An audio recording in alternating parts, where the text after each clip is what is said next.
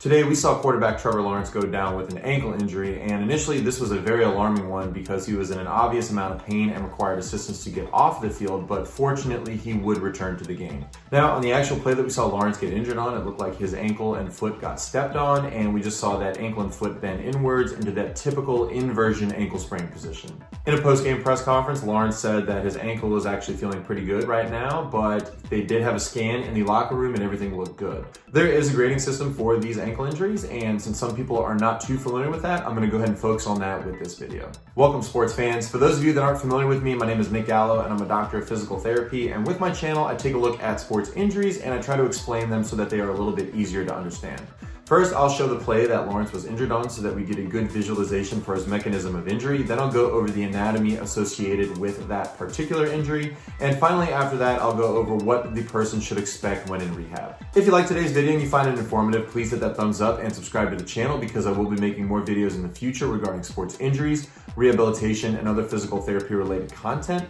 Also, if you have any comments or questions, please leave those in the comment section below. Now here we can see that as Lawrence is standing, somebody's going to step onto that foot and ankle area, and it's just going to make that foot go inwards. Here I have a model of the foot and ankle, and so we have the tibia or the shin bone coming on down just like this, and it's going to form the medial malleolus, which is right in through here. If you feel along the inside of your ankle, that's where you're going to feel that bone.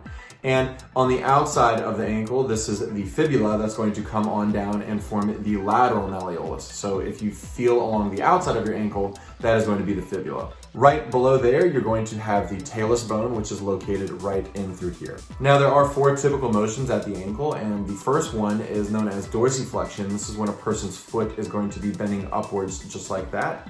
The opposite of this is going to be plantar flexion, where a person is going to be pointing the toes downwards. Now, as we flip the model this way, the motion where a person's foot is going to go in this direction towards the inside is known as inversion. And finally, the opposite of that is going to be a motion known as eversion. There are normal values where a person's joint should move for each individual motion, but the one that we are mainly concerned with in this case is inversion because that's what looks like what Lawrence's foot went into. The typical norm value for inversion is about 30 degrees to 35 degrees. It really just depends on the person. Now, when a person goes beyond that, this is going to strain and stretch all of the structures that are located laterally or on the outside of the ankle. As we see in the video here, as I zoom in, as that person steps onto his foot and ankle area, that's where we see that foot go inwards, just like this. It doesn't look as bad as some ankle injuries that we've seen, but it looks like it was enough to cause pain towards the outside of the ankle. There are three major ligaments that are located laterally or on the outside of the ankle, and they are, the first one is the ATFL, or the anterior talofibular ligament, which is located right in through here. Then as we move more towards the back of the ankle, there is the calcaneofibular ligament, which is located right in through here. And the short way of saying that is the CFL. And finally, on the back, we have the PTFL, or the posterior talofibular ligament as well. And all three of these ligaments really contribute to the overall stability of the ankle. But when a person goes into that inversion position, any of these structures could be stressed. It is important to say that most commonly the ATFL is the one that is affected in these inversion ankle sprain positions, but as of right now, we don't know which one was injured or affected in the injury. We just know that as of right now, he is dealing with an ankle injury. There is an on-the-field test to determine whether or not we think somebody is dealing with an inversion ankle sprain, and typically what we do for this is we're going to take the person's foot and we're going to hold it and we're going to put them into inversion. So you can see on this model here, we're going to just take it and we're going to put them in inversion. And then as we do this, a person is going to say whether or not they feel a reproduction of pain in the affected area. Obviously, if a person is telling us that yes, that's reproducing pain in the lateral side of the ankle, this makes us believe that they are dealing with a lateral ankle sprain or lateral ankle injury of some sort.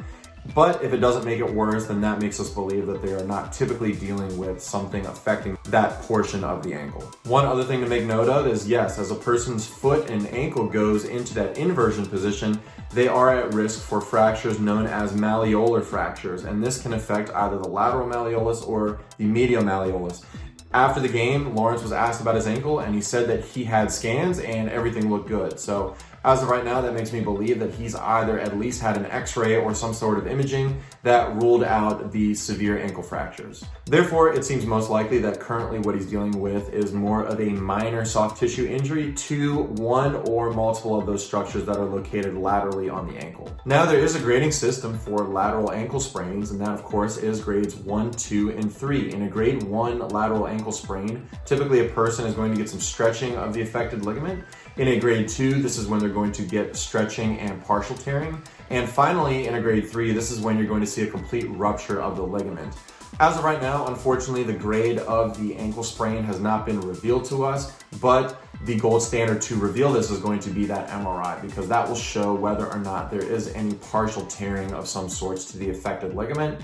As of right now, because Lawrence came back into the game, it didn't look like he was having any instability in that ankle area, and he was moving around pretty well. I think as of right now, based on the video and how he's presenting, it looks like a grade 1 ankle sprain. Typically in a grade 1 ankle sprain, when we talk about time frame, it can be anywhere from a few days up to about maybe 1 to 2 weeks max. It really depends on how the person is doing. But when that person is going to come in for physical therapy and treatment, essentially what we're going to do is we're going to focus a lot on pain control initially, because they've just done it, and obviously they're going to get some pain and inflammation and swelling to the affected area. So we'll follow that acronym RICE, where R stands for rest, I stands for ice, C stands for compression, E stands for elevation. And if they're doing pretty good the first day or so, then we'll start to include range of motion exercises. And strengthening can also be included very early, because usually they're not having a lot of pain with strength motions. So we can include range of motion and strengthening fairly quickly. The person most likely is already weight bearing. So as they come in, because this is more of a minor injury, we can progress them very quickly. It really just depends on how the person presents. It looks as of right now that Lawrence was presenting very good, because obviously he went back into the game, but I'm sure they're going to be monitoring him, see how he feels the next day and a few days after that. And he probably will have some advanced imaging just to make sure that everything is okay in there and that they can rule out any tearing. If I happen to hear any updates regarding Trevor Lawrence's case, I'll be sure to update everybody in the comment section. Also, if you happen to hear anything, please feel free to update us as well. And that's it as of right now regarding Trevor Lawrence's ankle injury. As of right now, I think it's looking very good for him moving forward. If he missed any time, I would be very surprised. So I really wish him the best of luck moving forward, and once I hear results, I'll be sure to update everybody. Once again, if you like today's video and you enjoy this content, please subscribe to the channel, because I will be making more videos in the future. Thanks for tuning in, and I'll see you next time.